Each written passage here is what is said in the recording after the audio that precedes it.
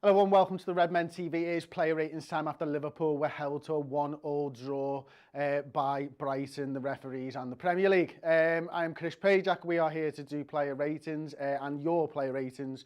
If you want to get involved in the player ratings, then what you need to do is when the vote opens in the poll, which is open now for Allison Becker, then just type in what's underneath me, exclamation mark, vote, space, and then the number that you want to give them. So Allison Becker, I'll start with straight away. He had a good game. He was playing on the edge of his penalty area, wasn't he? Quite often, and that Brighton were looking for that ball over the top fairly regularly as well. And then, you know what we needed Allison to do? Go out there, clear it. It was a bit agricultural at times. He was just knocking the ball out of play. Occasionally, he was out there heading the ball as well. But he played really well. Obviously, couldn't do anything about conceding the penalty. It was a good penalty by them. They sent him the wrong way. He had to dive. He did dive, and he went for it. I mean, I can see there that the vote's not working again, which just seems to be the thing. But I'll give Allison Becker a 7 out of 10 for his performance today. We'll get on to the VAR and all that type of stuff, obviously, over in the instant match reaction when we do that. We're going to try and get the vote up and running next for Nico Williams. And Klopp, my word, Klopp and Des Kelly, that's the big talking point out of the game now. I'll be surprised if it isn't trending over on Twitter anyway. The vote for Nico Williams is now open. Nico, subbed after 45 minutes, not the best performance. In fact, maybe a pretty poor performance from Nico Williams. Again, we don't really want to shout Nico down for his performance, but he had a tough outing there. And he wasn't able really to affect the game in any which way. He was subbed off, he gave a penalty away, and it was a really, really poor tackle from Nico Williams. I'd be probably somewhere around a 5 out of 10. I mean, the penalty, it's maybe an experience. He's fought his way back in there and he's tried to win the ball in a really strange manner, to be honest. Rather than just trying to toe poke it out for a corner, he's tried to win and almost turn on the ball at the same time. Catches his man, clear penalty, no messing around there. I'd give him personally a 5 out of 10. I can see that he's actually been given a 4 out of 10 for Nico Williams. We'll move it on then to Nat Phillips next. And I thought Nat Phillips was brilliant today. I mean, there's not many times that you're coming out of a game where you've drawn 1-1 against the side that you're probably expecting to win and beat, and you think one of your centre-halves has done brilliantly. Like, he's a certain type of defender. Like, he loves to defend, he loves to tackle, he loves to throw slideys in, he loves to head the ball. He's not one of those ones who's going to play expansive sort of 70-yard raking balls over the top, spreading the play out left and then out right. He's there to defend, and that's what he does. That's what he enjoys, and that's what we needed today. You know, for me, yes, Brighton got in behind the defence, but quite often they were getting in behind Fabinho, and I thought Nat Phillips was absolutely brilliant. I really did, and I like seeing defenders who know what their strengths and weaknesses are, and he didn't let himself get into a position where his weaknesses were on show. He did get himself into positions where he was able to use his strengths, his tackling ability, his heading ability. My word, he put his body on the line as well for Liverpool Football Club today. Just a few seconds left, and it looks to me like Nat Phillips has been given 8 out of 10. I'd give him personally my man of the match as well. So I'm going to write that on the board right now while we open the vote up for his centre-back partner, Fabinho. The Brazilian, obviously one of the best DMs in the world, slots in left-sided centre-half again. This time for Joel Matip, who is, actually Joel's been playing on the right. Fabinho plays in there. Matip's able to be rested. It was okay.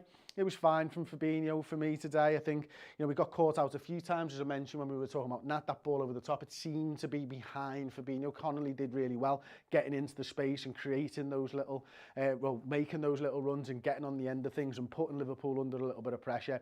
Fabinho, they had that one long through ball. I think it was to Mo Salah. Absolutely beautiful. Maybe we could have done a little bit better with it. Unfortunately, it wasn't supposed to be today. And again, if I can see the votes coming in, he's getting 8s, he's getting 6s, he's getting 7s. I think he's got it right, though. I think it's probably more like a 7 out of 10 performance from Fabinho, which is what the vote has ended on as well. Then we come to the other fullback, who is Andrew Robertson. Andy Robertson could have had an assist on another day, a day when VAR doesn't exist. VAR does. Mane is just offside. It's a great ball in for Robertson there. And then, yeah, you know, that's a great ball in. Mane probably, you know, does really well to finish it, but he gives the penalty away, Robertson. And here's the thing, I said during the end of the comms and stuff, I'm not sure that VAR got a decision wrong today. What I have an issue with VAR in this instance is the penalty itself, because I don't think it's a clear and obvious error. And I think that's the part of things that seems to have changed over probably the last 2 or 3 weeks with VAR. I think if you slow it down, Danny Welbeck gets the ball and Robertson touches him, kicks his foot, and you can give it as a penalty. But not every coming together of football players in a contact sport is a penalty. And for me, that wasn't in real time a clear and obvious error. And that's my issue with VAR on this occasion. Although technically, I think you can say that they got the decision right. Robertson, I'd have probably given him a 7. That's exactly what everyone in the comments has given him as well. And we're going to move on to Gini Wijnaldum next. We're going to open that vote up for Gini Wijnaldum. If you want to get involved, look underneath me. That's how you vote. And Wijnaldum, for me, you know, he starts in the 6. It's an average first half for Gini Wijnaldum. He moves into the 8 in the second half. I think let's talk about him in the first half to begin with. It's okay. Doesn't really get a grip of the game, doesn't really enable the midfield to play centrally through Brighton, and I don't think we were good in the first half anyway. In the second half, when he moves into the 8 and Jordan Henderson comes into the 6, you can see a lot more of what Gini Wijnaldum brings to the Liverpool side, a lot more of what we expect to see and do see time after time with him playing in that 8 position. You know, he's driving on the ball, he's using his strength, he's getting in around the edge of the box and stuff like that as well. And you know, you think of Jota's goal, Wijnaldum's there, but Robbo chooses to knock the ball into Salah. Again, he's asking the defender, you know, who are you going to mark? And that's the type of stuff that we saw. So average first half, a little bit better second half for me. As the vote closes, he does indeed get a 7 out of 10, which is probably exactly where I'd have him as well. And then we've got James Milner next. Now, James Milner, for me, another injury. Klopp said it's a hamstring injury again. So once again, another muscle injury for Liverpool. And again, decent first half. Moves to right back for Nico when Henderson comes on. He's decent without being outstanding. It is 3 games in a week. He comes off with the hamstring injury, as I say. Did he really do a lot? Probably not. Did he really make any mistakes? Probably not. A steady pair of hands in this type of a game for him. So I'd be surprised if it was anything less than a 6, and I'd be surprised personally if it was anything more than a 6 for James Milner today. And now we find out, now the waiting game's on, what is going to happen, how long is he going to be out for, what are we going to do in the meantime? Because without James Milner, that means that we've got 3 fullbacks, recognised fullbacks fit at the football club. We've got Kostas Tsimikas, who plays left back. We've got Andrew Robertson, who plays left back. And we've got Nico Williams, who had another poor performance for Liverpool today and probably won't be mentally in the right place after being withdrawn at half-time. Milner does get a 6 out of 10, which is probably to be expected. 7 out of 10. Chuck that one over there. Yeah, probably. Yeah, I'm a little surprised he got a 7, but I'm not going to argue with you. Takumi Minamino then is the next midfielder. Taki. Oh, what to do about Takumi Minamino? Because he comes in, plays midfield. It's a position, I think we thought before the game that Taki would probably be in a 4-2-3-1, slightly ahead of Wijnaldum and Milner. Turns out that he's playing a 4-3-3 midfielder role, and he's got a lot of work to do. He's got a lot of tracking back to, which he did well. There was a few occasions where I saw him winning the ball back this area of the field here and trying to get Liverpool to play out. But it's, can you do that and affect the game going forwards for Taki? And for me, a little bit inconsistent today, a little bit in and out of the game. Whenever he had the ball at his feet, he looked okay. You know, they were closing him down quickly, as Brighton did really well all throughout the game to every Liverpool player, to be fair. But again, just in and out of the game, and you can't be carrying midfielders at this level.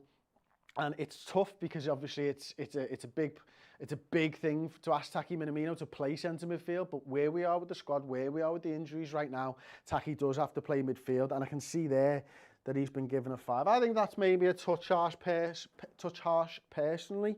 I probably have him more as a 6, but okay. Then it's on to the goal scorer. The goal scorer, the goal that actually counted for Liverpool, and my word, did he take that well. I mean, the ball, as I mentioned before, Robertson gets it, plays a really tough, fast-paced ball inside to Mo Salah. Mo Salah just dinks it off beautifully. Jota's already on the move. He's already running across, and he keeps going. He makes the defender think he's going to take the shot early. He doesn't. He keeps going. And then, when the defenders catch up with him, he fires it behind them, using their motion to guard the goalkeeper and obstruct the goalkeeper's view straight into the bottom corner. Takes his goal really well again. And that's, for the most part, what Jota did today. You know, again, a little bit in and out of the game. I don't think we were particularly good in the forward positions, but when we got the ball to them, that was the problem. It was getting the service into the forward players. When we got the ball to them, they looked dangerous, but we struggled getting the ball to them. I'd probably personally give Jota an 8 out of 10. I can see the vote has now ended, and he has indeed got an 8 out of 10 for Diogo Jota, the goal scorer. So we'll move on then. Mo Salah next, who was raging at being subbed today, wasn't he? Absolutely fuming. And Jurgen Klopp, in that rather spicy post-match interview with Des Kelly, mentioned Mo Salah before it all just spiralled out of control. That Salah, the day that Salah comes off and is happy, you know, we got a bit of a problem. I'm paraphrasing, of course, and he wasn't. He had a goal chalked off for being offside. Again, probably rightfully so. The line was drawn. It looked by the lines that Mo Salah was offside. He takes it okay. He's running away from the defence. He had an opportunity earlier on as well, where he blazes one sort of wide and just over the bar maybe. Maybe he could have hit the target with that one. Maybe it was a different game because it's so early on. But I like the fact that Salah doesn't like to be subbed off. I like the fact that he's fuming. And I wish, you know, he'd have stayed on. But at 1-0, I understand. He's come back off 10 days without training. For COVID. He's trained for a day, he's played 60 minutes midweek, and he's played again a couple of days later. He gets a 7 out of 10, which is exactly what I was sort of thinking for Mo Salah. And then we're moving on then. Roberto, Firmino. I saw in the comments when I was waiting to go live, contrary to popular opinion, I wasn't in the toilet, turning out a ginger nut poo. I was just stood here reading the comments and laughing at you guys talking about it. For me, there was a couple of people saying Firmino didn't really do anything. I thought he was really good today. I thought when we got the ball to him, he was linking up play really well, and I thought it was a really good performance from Bobby Firmino. And again, I go back to the Salah goal. You know, Allison hoofs the ball to him. Does he chest it down and then a volley, and Salah's in over the top? The touch on the volley, absolutely world class. The vision, absolutely world class. The technical ability, absolutely world class. And when we get him the ball, he does good things. And again, you know, I thought it was a really good performance. I'd probably be up around the 8-9s, to be honest, but I can see from everything that's coming in now, we're looking more like 6s and 7s for Bobby Firmino, which is the first one over the last few weeks, actually, I've massively disagreed with, probably by a couple of numbers. One number here or there, probably just on how people view it and how people rate it. For me, again, I'd probably be up 8-9, but it looks to me like he does indeed get a 7 out of 10 for Bobby Firmino. And then we're on to the 3 subs. First sub that we're going to do is Jordan Henderson. He comes on at half-time, 45 minutes into the game. We move James Milner from the midfield. We throw him in for Nico Williams, and instantly we look much better. James Milner knows what he's doing at right back. Henderson grabs the game by the absolute scruff of the neck, starts running with the ball at his feet, getting the team 15, 20 yards further up and setting a line and saying, do not go back past here. Use me. Don't go to the defenders. Use me. I'll move play on. Be brave in possession. It was when we started to do that we started to see the real Liverpool Football Club. And Jordan, not only with his leadership and everything else that he brings that you can't quite quantify, he brought the football player Jordan Henderson today, and the football player Jordan Henderson improved this side, and his experience and understanding and nous of the system and what Brighton are doing enabled Liverpool to get a foothold back in the game, because first half we really were struggling to create opportunities, and we did that, and I thought it was a really good performance from Jordan today, and I think 8 out of 10 is absolutely fair for Jordan Henderson. So we'll move it on then. We'll do Sadio Mane next, who comes on for Mo Salah. Tough outing for Sadio, sorry. 9 touches, only 3 completed passes, which I think, you know, he didn't have many, but I think it was around 45% pass completion from Sadio Mane today, and didn't really do anything in the game, did he? Didn't really get himself into the game or anything like that. But he did have a goal disallowed. And again, you know, it's a good free kick. Robbo works the ball in really well. It's a great delivery. Mane's in the right place, but unfortunately started in the wrong place. And we're not able to get the goal and put 2 goals difference between us and Brighton.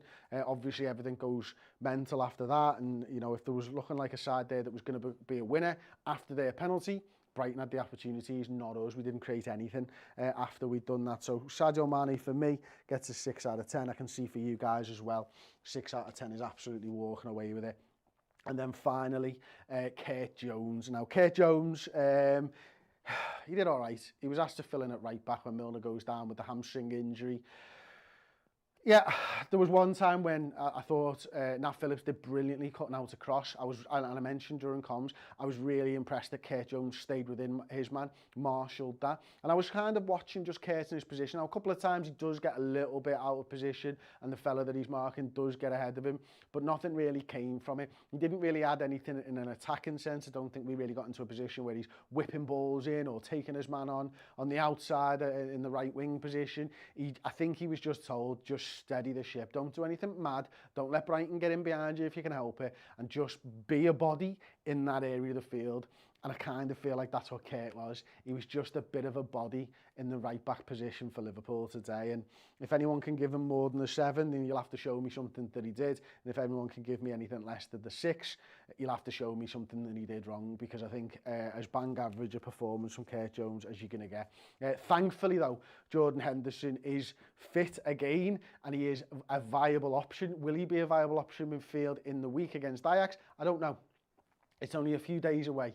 Tuesday night against Ajax in the Champions League, a game that we probably need to win, just so we can breathe a little bit easier, but also a game that we're not going to have many midfielders for. I mean, recognised midfielders for the game against Brighton: Gini Wijnaldum, Takumi minamino now, Jordan Henderson, Kurt Jones. So, Kurt, Hendo, Gini, and go again, and go again, and go again. Anyway, it was a 6 out of 10 for Kurt Jones. We'll be back very, very shortly with the instant match reaction. But before we go, Black Friday went so well for Redmen. Thank you very much for supporting us. We decided this morning to do another Black Friday, or extend the Black Friday deal. So if you go over to bit.ly/Redmen merch, or you can go to the store, and through that way, there's a Black Friday section on there.